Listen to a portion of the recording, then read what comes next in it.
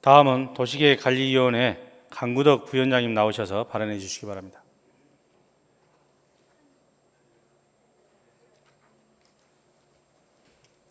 존경하는 박래아 의장을 비롯한 선배동 의원 여러분, 그리고 서울 시민의 삶의 질 향상을 위해서 불철저라 노력하시는 박원순 시장을 비롯한 관계 공무원 여러분, 안녕하십니까?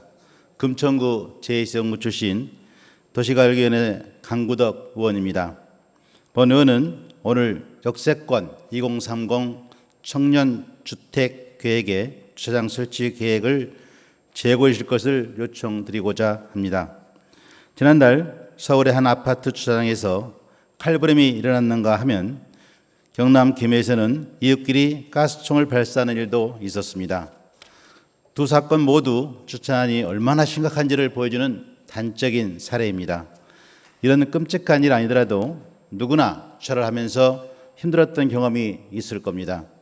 지난 2015년 기준 서울의 차량 등록 대수는 약 244만 대입니다. 반면 주차 면수는 226만으로 단순 계산만 하더라도 약 8%, 100대 중 8대의 자동차는 주차할 공간조차 없습니다. 하지만 이는 상대적으로 주차 면수가 많은 아파트와 공동주택까지 포함한 수치로 실제로 일반 주택가 시민들이 체감하는 주차난은 이보다 훨씬 심각합니다. 그런데 최근 서울시에서는 도시형 생활주택, 역세권 2030 청년주택 등을 계획하면서 오히려 주차장 설치 기준을 더 완화시키고 있습니다. 주택 건설 기준 등에 관한 규정 제27조 1항에서는 공동주택의 경우 30제곱미터 이상의 원룸형 주택은 세대당 0.6대, 30제곱미터 미만인 경우에는 0.5대 이상 주차장을 설치하도록 되어 있습니다.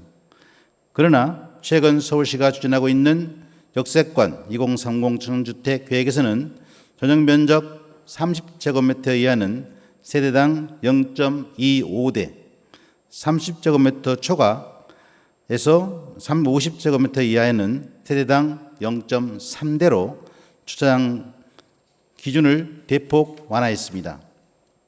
요즘은 1, 2인 가구라 하더라도 청년들의 라이프 스타일 변화로 대부분 차를 보유하고 있다는 점을 감안할 때 이는 인근 지역의 주택가에 주차난을 오히려 가중시킬 수밖에 없다고 본 의회는 심히 우려하는 바입니다. 대안도 없이 주차장 설치 기준을 대폭 완화하여 자기 집에 주차하지 못하는 차들이 주변에 골목길이며 주택가로 내몰리는 것은 불을 보듯 뻔한 일이 아닙니까? 도시형 생활주택에 잇따라 입주한 마포구의 한 지역에서는 건물 내 주차장이 부족하여 저녁마다 인근 골목에서 주차 대란이 벌어지고 있고 또 관련 민원이 폭주하고 있다고 합니다. 실제로 거주하게 될 수요자들을 고려하지 않는 공급자 위주의 주택 정책이 낳는 비극이라고밖에 할 수 없습니다.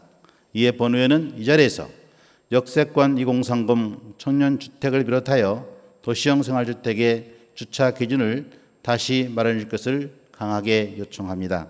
또한 여전히 현재 진행형인 주택가 주차난을 궁극적으로 해결할 수 있는 방안을 심도 있게 고민해 주시기를 당부드립니다.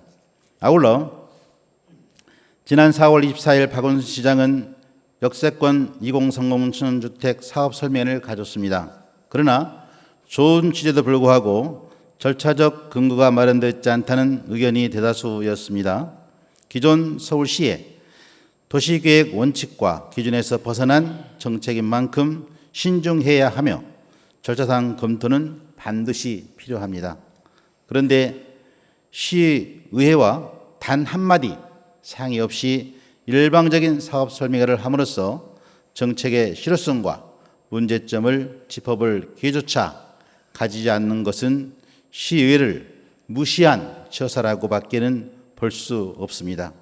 박원순 시장은 일련의 과정들을 똑똑히 기억하시기 바랍니다. 이상으로 오원발을 마치겠습니다. 경청해 주셔서 감사합니다.